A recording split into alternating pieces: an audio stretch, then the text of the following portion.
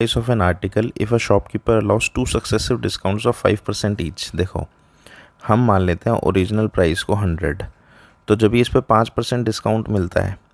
तो इसका रेट हो जाता है 95, और 95 पे फिर से 5% मिलेगा तो ये हो जाएगा 5% ऑफ 95, 5/100 मल्टीप्लाई बाय 95, 25 45 और 2 47/100, 4.75 का डिस्काउंट मिल गया। तो 95 था ना, ये डिस्काउंट होने के बाद था, यहाँ 5 रुपये डिस्काउंट मिला तो इतना बचा, यहाँ पे इतना डिस्काउंट मिला तो एक्चुअल प्राइस वो कितना पड़ेगा, 95 में से 4.75 हटा दो तो 90.25। तो 100 का अगर आप 2 बार सक्सेसिव डिस्काउंट दे रहे हो तो कितना बन गया, 90.25 हो गया ना, तो ये 90.25% हो गया। अब देखो मार्क प्राइस इसका 80 है, तो जो सेलिंग प्राइस होगा वो कितना होगा, 80 का हो जाएगा 90.25%, 90.25% ऑफ ₹80 डायरेक्ट लगा सकते हैं। ठीक है, ये पॉइंट हट के नीचे 100 आएगा, मल्टीप्लाई बाय 80, ये 0 से 0 cancel,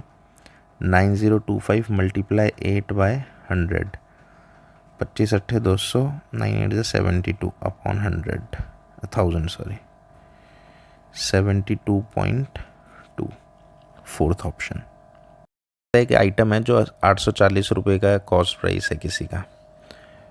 was sold by a shopkeeper at a gain of 10%। 100 मान लेते हैं हम, इसने क्या करा, 10% गेन पे बेच दिया, यानी 110 रुपये का बेच दिया इसने। तो ये फर्स्ट के लिए हो गया, दूसरे ने 110 का ख़रीदा है, ये कॉस्ट प्राइस है, ये सेलिंग प्राइस है, ये फर्स्ट के लिए सेकंड के लिए, तो सेकंड के लिए कॉस्ट प्राइस 110 रुपये हो गया। It was again sold by the new buyer at a loss of 5%, इसने 5% का लॉस ले लिया 110 का, तो 110 का 5% यानी 95% हो गया, 95% ऑफ 110 पे बेच दिया इसने, 95/100 गुना में 110, 0 से 0 कैंसिल, 95 95 5 9 5 14 9 और 1 10, 104.5 रुपये का बेच दिया, यानी फाइनल प्राइस जो है वो कितना हो गया, 104.5% हो गया। ठीक है,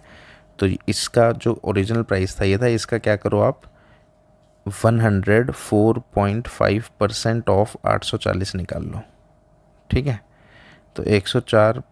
अपॉन में 10 आ गया, मल्टीप्लाई 1/100, परसेंटेज का साइन कट के 0 से 0 कैंसिल, 5 से काट देते हैं 520, 5 2 ज़ा 0 9, 2 से काट देते हैं 10, 2 से कट जाएगा ये 42, तो 209 गुना में 42 कर देते हैं, 2 9 ज़ा 18, 2 दूनी 4, 4 9 ज़ा 36, 4 दूनी 8, ये हो गया हमारा 8, 6 और 1 7, 4 3 7 8 divide by 10, 877.8। First option. Shopkeeper gains 20% while buying the goods, जब खरीदता है तब इसको 20% गेन होता है, and 30% while selling them, 30% profit हो रहा है जब वो सेल कर रहा है, यानी 2 सक्सेसिव प्रॉफिट हो रहे हैं, एक 20% का और एक 30% का। इसके लिए क्या करते हैं हम, लेट 100 कर लेते हैं कॉस्ट प्राइस को, तो एक बार जब इसको 20% का प्रॉफिट हो रहा है तब जो इसका सेलिंग प्राइस है वो कितना हो गया, 120 हो गया, फिर इस पर फिर से 30% का प्रॉफिट हो रहा है, तो सेकंड केस में कॉस्ट प्राइस कितना है, 120, अब इस पर 30% प्रॉफिट हो रहा है तो इसका सेलिंग प्राइस कितना हो जाएगा, 130% ऑफ 120। ठीक है, ऐसे निकाल ले, फिर डायरेक्ट निकाल ले इसका 30% ऑफ, 130% निकालने में फ़ायदा है, 130% ऑफ 120 निकाल लो, तो 130/100 गुना में 120, 0 0 0 0 13 इंटू 12, 2 और 3 5, 156। तो एक्चुअल में जो चीज़ 100 रुपये की थी वो इसने कितने की बेची है, 156 की, तो प्रॉफिट कितना हुआ, 56%। Third option. Salary of a person is increase by 20%, इसको बेस कॉस्ट प्राइस कह लो, मैं 100 रुपये की चीज़ थी वो 20% बढ़ा दी, यानी इसका सेलिंग प्राइस 120 हो गया, 20% बढ़ गई, तो फिर सेकंड केस में जो कॉस्ट प्राइस है वो 120 है, अब उसे 20% कम कर दिया, यानी जो सेलिंग प्राइस है वो कितना हो गया, 80% हो गया, किसका, 120 का। तो इसको कैलकुलेट कर लेते हैं, 80/100 इंटू 120 अपॉन 100, सॉरी 120, 0 से 0 0 से 0 कैंसिल, 96। तो इसे एक्चुअल में पूरे ट्रांजैक्शन में क्या हुआ, 4% का लॉस हुआ इसे, या फिर 4% डिक्रीज हो गई। ठीक है, a grocery dealer cheats to the extent of 10% while buying 10% तो जब खरीदता है तब गड़बड़ करता है, as well as selling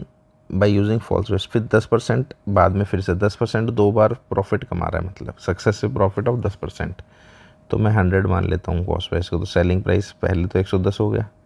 second case में कॉस्ट प्राइस 110 है तो सेलिंग प्राइस हो गया इसी का 110% ऑफ 110, 1 तो पूरे ट्रांजैक्शन में इसको क्या हो रहा है, 21% का प्रॉफिट हो रहा है। Second option.